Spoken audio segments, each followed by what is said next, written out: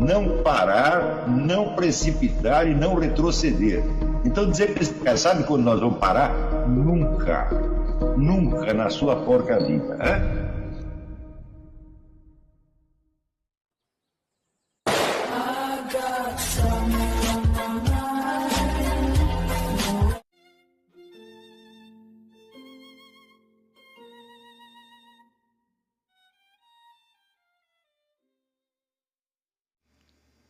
E aí pessoal, tranquilo?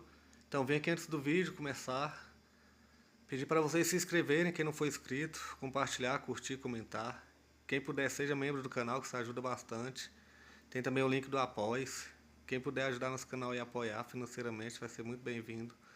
Mas o mais importante é transmitir o conteúdo e os conhecimentos do professor Olavo de Carvalho para mais e mais brasileiros.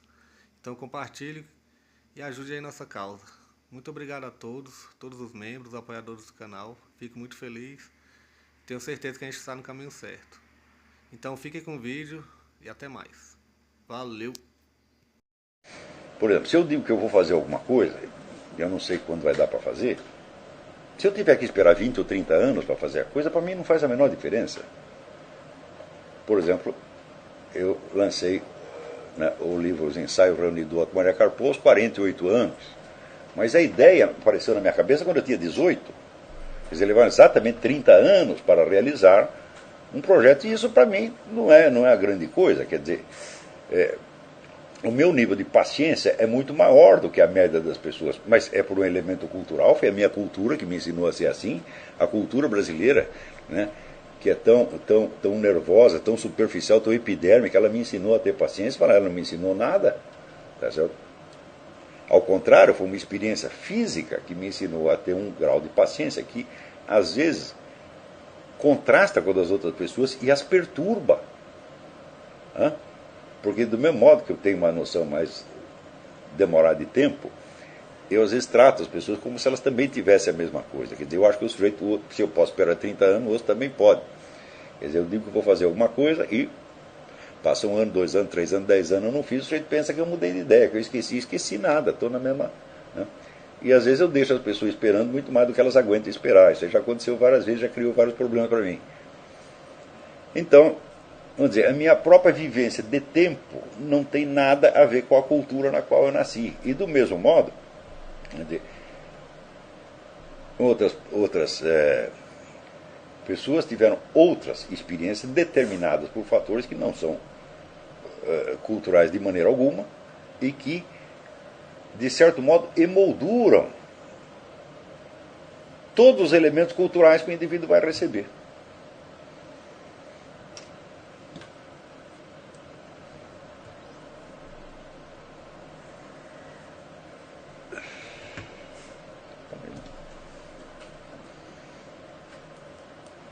Então, é muito importante nós acompanharmos esta linha de desenvolvimento do pensamento filosófico. Por quê? Porque ela é adotada em todas as faculdades de filosofia do país como se fosse a evolução da filosofia, como se fosse o estado atual da filosofia. Então, esta atmosfera definida, vamos dizer, pela fenomenologia, pela filosofia analítica, pelo Jacques Derrida, por Heidegger, por Wittgenstein, por Richard Rorty, é onde você entra quando entra na faculdade de filosofia. Quer dizer, este é o diálogo filosófico que existe lá dentro. E, evidentemente, qualquer coisa que saia disto soa aos ouvidos de quem está lá dentro como se fosse uma coisa muito estranha e extemporânea, ou como se fosse um elemento bárbaro, não culturalmente elaborado. Por quê? Porque eles estão exclusivamente dentro desta cultura, eles se trancaram dentro dela, fazem questão de não ver nada fora dela, desconhecem o que vem de fora. Então, você, para falar com eles, você vai ter ou que estourar a linguagem deles, ou se adaptar a ela de algum modo, mas na hora que você se adapta a ela, você se torna incapaz de transmitir elementos de fora. Tá certo? Então, isso quer dizer que estudar a filosofia no Brasil, e mesmo em muitas faculdades da Europa, é entrar dentro desta atmosfera, né? Outro dia eu estava lendo um livro de uma autora que chama Chantal Delsol. O livro chama-se Lições Não Aprendidas do Século XX. É um belo livro sobre certos aspectos, né? Mas ela analisa o estado de espírito do europeu culto médio hoje em dia, e diz que o europeu está aprendendo a viver sem esperança.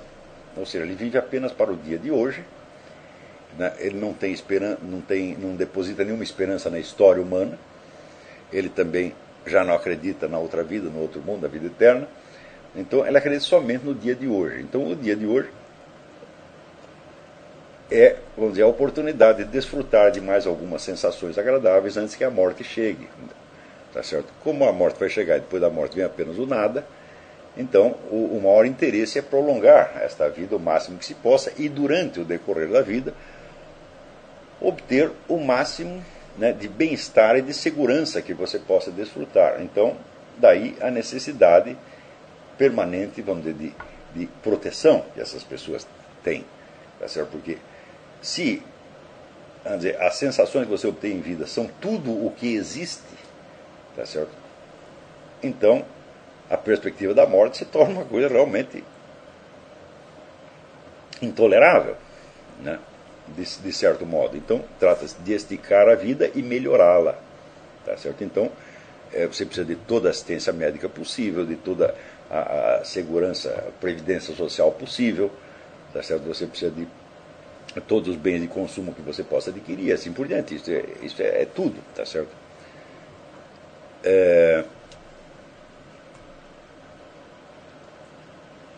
E depois ela contrasta isso com a experiência de outras civilizações que também não tiveram a perspectiva, vamos dizer, de mudança social, não tiveram esperança na história. Por exemplo, você pega 5 milênios de história chinesa, você vê que nenhuma geração de chineses, né, depositou nenhuma esperança no futuro histórico. O futuro para eles não significava absolutamente nada. Tá certo?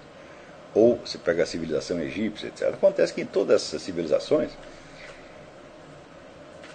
você tinha a ideia da imortalidade e essa imortalidade era presente. Note bem, não era nem como se tornou depois, já num estágio mais avançado do cristianismo, vamos dizer, uma perspectiva da imortalidade post-mortem.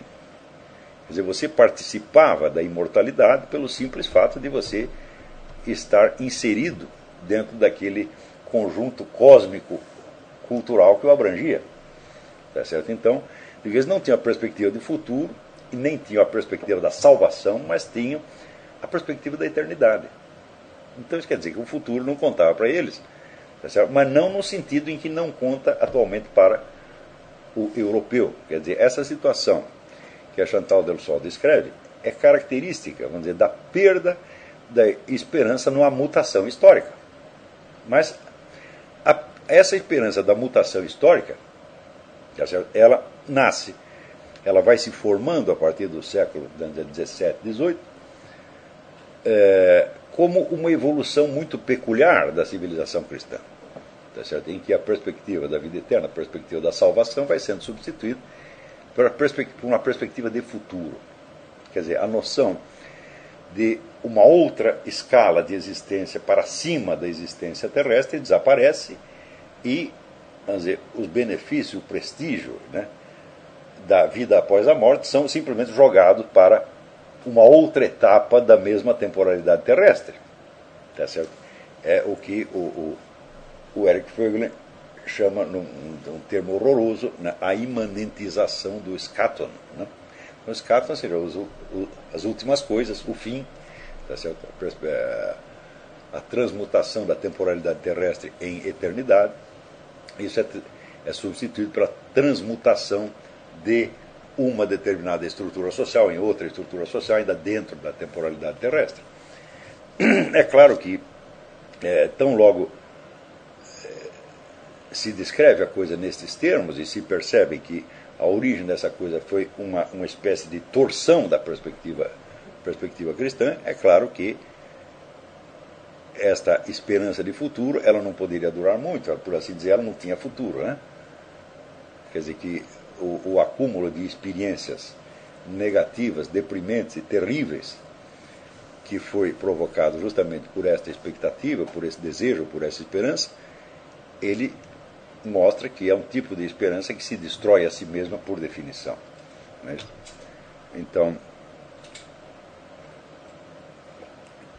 de tal modo que o homem moderno ficou reduzido a duas possibilidades. Ou ele aposta numa possibilidade de futuro, que custará mais morte, mais destruição, mais sofrimento, etc., etc., e que nunca realizará a promessa de futuro, ou então ele fica reduzido a viver no dia a dia como um bichinho, tentando desfrutar ao máximo do que ele pode e, portanto, tentando se proteger o mais possível da morte, das doenças, dos perigos, etc., etc. Quer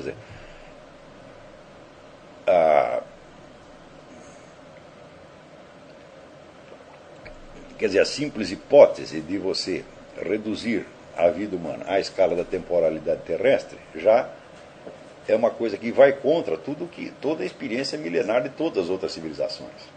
Quer dizer, todas tinham uma visão de imortalidade, uma visão de eternidade, e sabiam estar vivendo, vamos dizer, dentro de uma esfera terrestre, que por sua vez estava colocada dentro de uma outra esfera imensamente mais ampla, que dava a razão de ser de tudo o que acontecia aqui.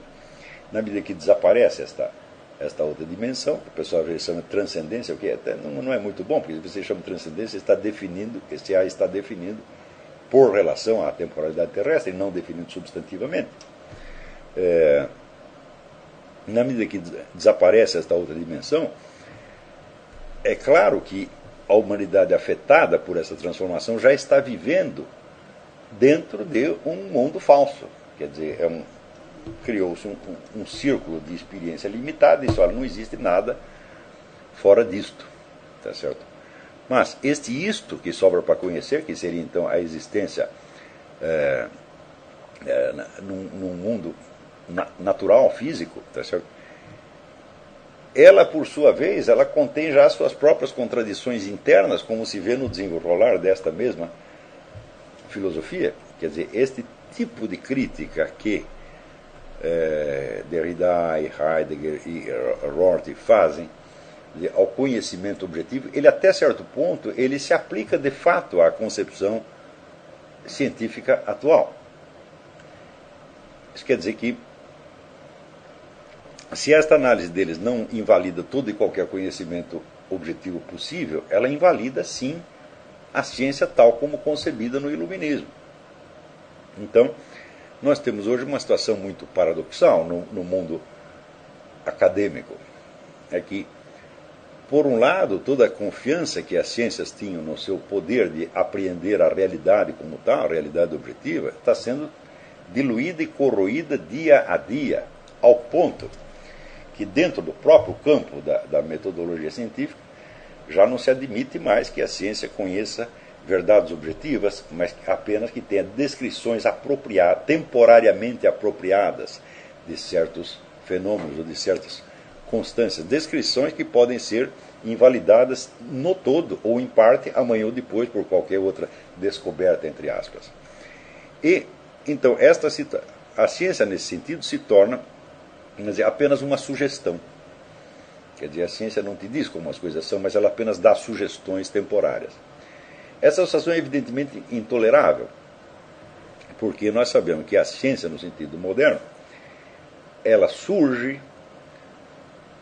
de uma herança grega que era baseada na ideia do conhecimento objetivo. Eu vou ler aqui um pedaço para você de um outro livro, um livro esplêndido, né? Les enjeux de la rationalité. Enjeux são os objetos que estão em jogo, do Jean Ladrière, que é um filósofo e matemático francês, autor de um outro livro espetacular sobre os limites internos dos sistemas formais. Então, diz ele aqui: a ciência moderna nasceu e se desenvolveu num ambiente cultural que estava já profundamente marcado pela ideia de racionalidade. Mas esta apoiava-se essencialmente nas bases filosóficas legadas ao Ocidente pela cultura grega. Ora, o que dominou a concepção da razão, que se elaborou no contexto do pensamento grego, é a ideia de um saber especulativo regrado pelo critério da verdade. E a verdade, ela mesma, era entendida como correspondência entre a representação, tal como se exprime no discurso, e a realidade. O saber especulativo pertence à ordem da visão. Ele comporta, de certo, uma articulação que pode ser extremamente complexa, Mas, através da arquitetura conceptual na qual ele se exprime, é preciso ver o mundo de uma maneira adequada, e esta apreensão justa é em si mesma a última finalidade do saber e, num certo sentido, a finalidade da vida mesma. O conhecimento verdadeiro conduz à contemplação da realidade tal como ela é. Mais exatamente, ela permite compreendê-la nos seus princípios, isto é, na sua origem e, por esse meio, naquilo que ela tem de mais essencial em tudo aquilo que é. Ver o mundo na dimensão dos princípios é vê-lo na sua eclosão, no seu jorrar, na sua eterna juventude. Tema que exprime igualmente, ainda que em contexto diferente, tema que é expresso também, ainda que em contextos diferentes, a imagem do eterno retorno, são expressas tanto pela imagem do eterno retorno, quanto pela ideia de uma visão subespécie eternitatis, quer dizer, sob a categoria da eternidade. Sem dúvida, a filosofia clássica abre o lugar, ao lado da razão especulativa, à razão prática, mas ela concede a prioridade à razão especulativa e, nas suas formas mais consequentes, coloca mesmo nela a razão de ser e a finalidade da razão prática. Se problemas se colocam na ordem da ação, é porque o homem é complexo, e em particular porque há nele uma dualidade, talvez uma oposição entre sensibilidade e intelecto. Mas, em última instância, é na atualização das potências do intelecto que o homem encontra a sua harmonia completada. A ciência comporta incontestavelmente um componente cognitivo, e pode-se dizer mesmo que há nela um aspecto de contemplação. E a ideia clássica da verdade desempenha certamente um papel regulador nas suas demarches. Isso explica que se tenha podido, durante muito tempo, interpretá-la à luz dos conceitos fundamentais da filosofia clássica.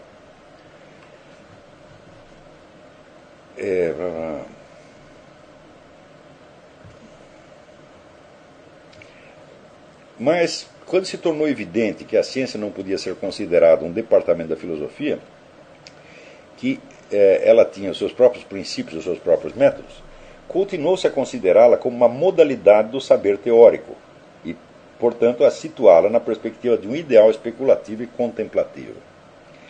É esse gênero de interpretação que se reencontra, por exemplo, na ideia relativamente corrente, segundo a qual as teorias científicas, prestem bem atenção, substituindo-se umas às outras, se aproximam assintoticamente. Assíntota é uma curva que parece que vai chegando, mas vai virando e nunca chega.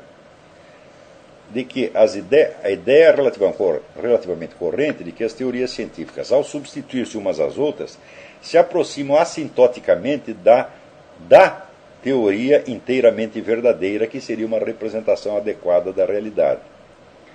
É também esse gênero de interpretação que se reencontra na ideia de que a ciência é o único verdadeiro caminho que conduz à sabedoria. Esta concepção retoma quase textualmente a noção antiga da salvação pelo conhecimento. A salvação sendo entendida como a conquista de uma atitude justa e totalmente harmonizada em face do mundo e de si mesmo, como a entrada num estado superior de unificação, onde todas as contradições da existência estão superadas. Então, diz ele que esta expectativa do saber totalmente adequado, saber totalmente verdadeiro, está no fundo da constituição da ciência moderna. Agora, é evidente que a ciência moderna não pode realizar isso nem mesmo assintoticamente. Por quê? Se nós não temos sequer, vamos dizer, a noção da verdade científica, mas temos apenas da adequação científica provisória, tá certo? Então, você falar de uma aproximação da verdade é impossível, porque a noção de verdade já foi neutralizada. Tá certo? Então,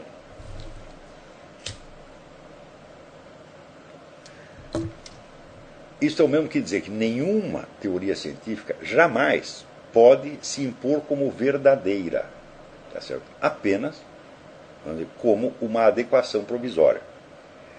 Porém, ao mesmo tempo, o prestígio da ideia de conhecimento verdadeiro e o prestígio deste sonho da adequação total, quer dizer, da salvação pelo conhecimento, continua embutido dentro da própria atividade científica, tá certo? Então isso quer dizer que a pretensão, a presunção de aproximar-se do conhecimento verdadeiro, ainda está presente e é um dos motores motivacionais mais fortes da atividade científica, ao mesmo tempo em que, no exercício real da ciência, se reconhece que nada disso é possível. Tá certo? Então, quer dizer, a ciência que se exerce atualmente é um paradoxo. Você está montada em cima de um paradoxo. E é justamente a impossibilidade de sair desse paradoxo que cria, então, vamos dizer, a existência do cientista como uma espécie de auto-engano permanente, uma farsa permanente. E o indivíduo que está vivendo segundo uma farsa, ele naturalmente ele tem que encontrar alguma compensação para isso, porque é uma coisa muito angustiante. Daí que a presunção da autoridade social da ciência seja paradoxalmente crescente. Quer dizer, quanto mais se reconhece que a ciência nada pode dizer de verdadeiro e definitivo, mais se presume que a autoridade da ciência deve ser aceita e deve ser imposta a todo mundo através de órgãos de governo. Por exemplo, quando se diz você não pode comer isto ou aquilo, quantas vezes já os governos já não interferem proibindo determinados comidas ou determinadas substâncias e depois se descobre que aquilo estava totalmente errado. Vocês se lembram todo o barulho que se fez em torno do colesterol durante 30 anos e depois se descobriu não, o colesterol é absolutamente necessário, nem todo colesterol é ruim, etc, etc. Do mesmo modo, tem hoje este códex alimentares que pretende regular tudo que a humanidade pode comer ou não pode comer. Né?